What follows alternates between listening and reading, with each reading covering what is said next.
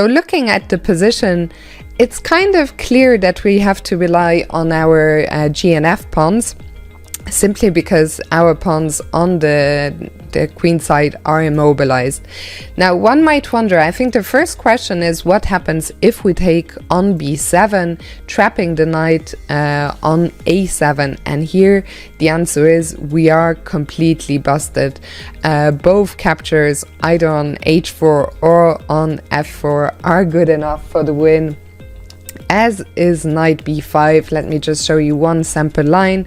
Here, yes, we can take on e3, but white is going to simply recapture, and when we take the knight, white can take on b3, and white is easily winning thanks to the passed pawns on the other side of the board. So king b7, a tempting move, but not good enough. So once we eliminate the candidate move king takes b7, it is clear that we have to look at these two pawns, seeing as the other pawns are too far away and they are very well blocked by the white king. And now, well, if we take either on e3 or on h3, white is always going to simply recapture and we have no way forward. So it is clear that the move has got to be either g3 or f3, correct solution, which is f3. So after f3, first of all, if white goes g3, we are going to take on h3, and there is no stopping us from getting a new queen.